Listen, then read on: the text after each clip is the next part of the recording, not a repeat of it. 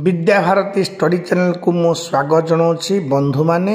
ए Vidya Bharati study channel रे प्रथम मु प्रथम श्रेणी रु +3 पर्यंत सिलेबस अनुसार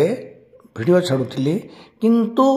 वर्तमान मु छाड़ुची लॉ संबंध रे लॉ माने कौन आमर जो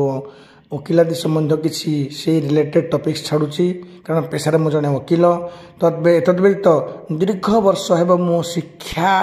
विभाग सह जड़ित कारण मु निजे गोटे कन्वेंट स्कूल करी इंग्लिश मीडियम स्कूल टे करी 18 वर्ष है से स्कूल गोटे प्रतिष्ठित विद्यालय मो स्कूल शह शह पिला माने उत्तीर्ण हो बर्तमान चाकरी भी कले आउ से संबंध में जो ज्ञान अच्छी से विषय आज बखाणी पिला माने बंधुगण यह बयस निर्विशेष जी जो वर्ग व्यक्ति होता युवक युवती समस्त एक शिक्षणीय उपयोगी भिडटे आरंभ करवा आज्ञा आज टॉपिक है शिक्षा आमर जो शिशु बाटिका शिशु सेविका शिक्षा डिपार्टमेंट रो जो आमर बोर्ड ऑफ सेकेंडरी एजुकेशन तरफ जो नोटिफिकेशन बाहर जून मसरे से विज्ञप्ति अनुसार मु समस्त तथ्य आपण उपस्थापन करी कौन सी कथा मनरू ढगडमाली अनुसार कपड़ कल्पित भाव कहि ना जो विज्ञापन वर्तमान सुधा जो प्रकाश पाई सरकार द्वारा ताकू भित्ति करके वीडियो बनई देखो आज्ञा शिशु सेविका माने कौन शिशु सेविका अर्थ बर्तमान छोटिया देखो बर्तमान ओडिशा रे 52,000 गाँव अच्छी आज्ञा कौ गाँव में स्कूल टे नाई मत आप कमेंट सेक्शन जनातु जिते छोटिया गाँ हेले मध्य सरकार प्रत्येक गाँव में गोटे गोटे स्कूल कर आज्ञा जो गाँव में जोड़े वार्ड माने लोक संख्या 1500 2000 सेठी स्कूल अच्छी लोअर प्राइमरी हो बा अपर प्राइमरी हो परवर्ती ग्राम जनसंख्या बढ़ी माने ता अपग्रेडेड जो उन्नीत बोली आम कहते उ लिखी न तले न दीर्घ उन्नीत से अपग्रेडेड स्कूल रे ता परिणत होची परवर्ती पर्यायर तेणु प्रत्येक गाँव रे आज्ञा स्कूल अच्छी तो बर्तमान न्यू एजुकेशन पॉलिसी जो नूतन शिक्षा नीति अनुसार आज्ञा बर्तमान आम देखा प्रत्येक स्कूल रे शिशु बाटिका बोली गोटे विभाग खोल कौन ना आउ अंगनवाड़ी बोली सिस्टम रहा मर्ज कर दिया आम स्कूल मानक तो शिशु बाटिका माने प्रथम श्रेणी द्वितीय श्रेणी अंतर बा तृतीय श्रेणी भावतु ये पिला शिशु बाटिका बोली आम कह आज्ञा यही पिला प्रत्येक लोअर प्राइमरी स्कूल मानक प्रथम श्रेणी द्वितीय श्रेणी ये श्रेणी जो थी स्कूल मानक गोटे गोटे शिशु बाटिका जो विभाग पाई से जो कोमलमती शिशु माने आसबे से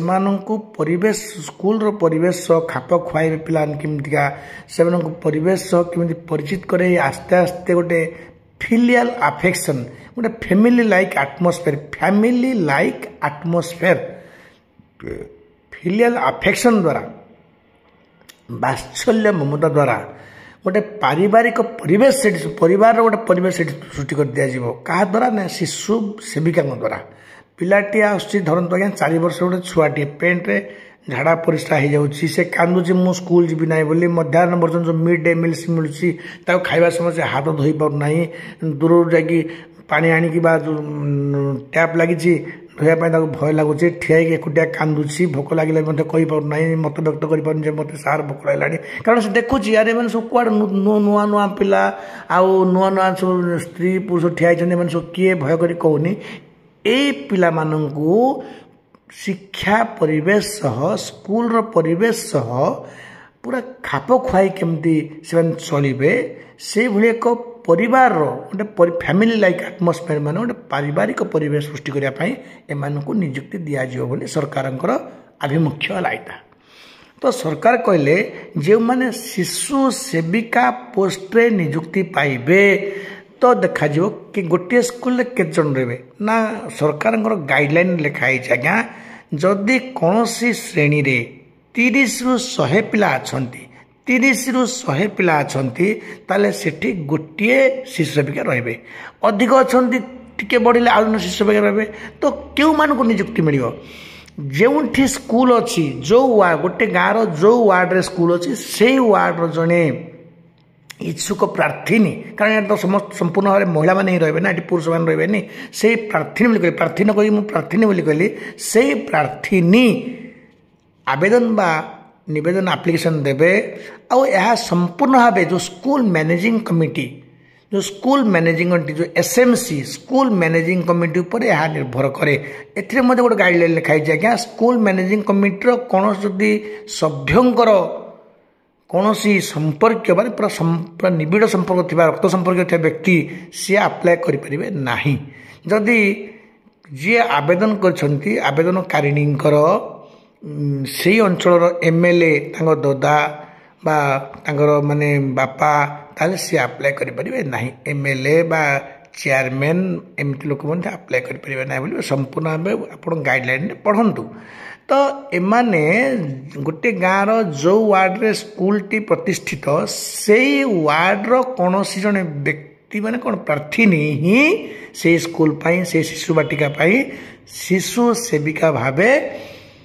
निवेदन पत्र आवेदन पत्र एसएमसी को देवे स्कूल मैनेजिंग कमिटी ताको रेकमेंड करिवो किंतु नियुक्ति देवे किए बीओ से ब्लॉक रो block educational officer education officer block शिक्षाधीश सी ही नियुक्ति देवे प्रति वर्ष ये पोस्ट को रिन्यू कर दिया धरतु वर्षे रहिले सी पुणी वर्ष शेष हो सी पुणी आसवे स्कूल मैनेजिंग कमिटी पुणी ताको गोटे मंजूरी देव जे ठीक अच्छी आंकर कार्यकलाप ठीक भाव चली ये कौन कंटाजियस डिजीज माने संक्रामक रोग पीड़ित नुहति आंकर शारीरिक अवस्था संपूर्ण ठीक अच्छी मानसिक भारसाम्य संतुलन आंकर ठीक अच्छी ये जड़े पिला माननकु सेवा करने परी गोटे पारिवारिक एटमोस्फेयर बा परिवेश सृष्टि करने सेमिति सक्षम बा क्षमता थिबा जड़े महिला आंको पुणी रखा जाए पुणी वर्ष से पुणी रहिले तो यह स्कूल मैनेजिंग कमिटी पर आज्ञा निर्भर करे बर्तमान देखा आज्ञा शिशु सेविका अंततः आगामी वर्ष 2026 मसीहा आसूची केते जन शिशु सेविका रहिबे समग्र ओडिशा आज्ञा अंततः आपण भाबी नियंतु एटा श्योर बीड श्योर 48,000 शिशु सेविका नियुक्ति पाइबे आपण मानकु शिशु सेविका कार्य संबंध में अवगत करदेली जे से माने फैमिली लाइक एटमोस्फेयर सृष्टि करी पिला मानकु फिलियल अफेक्शन मान जो बात्सल्य स्नेह एमती बांधदेवे पिला निजर परिवार को भूली जीवो से जो शिशु सेविका को माँ कि मौसी बोली बा दीदी बोली कौन संबोधन कर पछरे जमी पिला गोड़ेब यही आभिमुख्य को नहीं सरकार यहाँ सृष्टि कर पोस्ट गुड़ी बर्तमान देखा शिक्षागत योग्यता बयस सीमा केते होइतिबो तो ये जो योग्यता आम देखा से जन भारतीय नागरिक होते तो आम समस्त जानी आज्ञा पिओन चाकरी हो जे चाकरी हो सी नागरिक होते बाद आज्ञा सेकेंड माने एलिजिबिलिटी क्राइटेरिया है प्रार्थी बयस 18 रु 45 वर्ष बयस मध्य होइतिबा आवश्यक ठीक अच्छे बयस तो मुझे कहली आपन को बर्तमान शिक्षागत योग्यता कौन आज्ञा स्पष्ट भाव कौन सी गेजेट्रे बर्तमान सुधा जो सरकार तरफ बोर्ड ऑफ सेकेंडरी एजुकेशन बामर जो डिपार्टमेंट तरफ शिक्षा डिपार्टमेंट तरफ बाहर कौन सी गेजेट्रे संपूर्ण भाव गोटे स्पेसिफिक निर्दिष्ट शिक्षागत योग्यता शिशु सेविका निमंते ताहा उल्लेख कर जाए ना आम धरने से +2 पास करते मैट्रिक पास करते बहुत भल अंत अरे बाबा गोटे शिक्षा विभाग सह जड़ित होगा जड़े व्यक्ति बा प्रार्थी जदि अंत निज ना लिखिपारे चिठीटी आसी पढ़ी पारे कौ क्लास कौन अच्छी बही दे पारे ताहले कारण कह बड़ कम है जे स्कूल को जो जो खेलना फरम कर जो स्टडी मटेरियल्स आज्ञा लर्निंग टीचिंग मटेरियल एलटीएम माने लर्निंग एंड टीचिंग मटेरियल्स आसूची गवर्नमेंट तरफ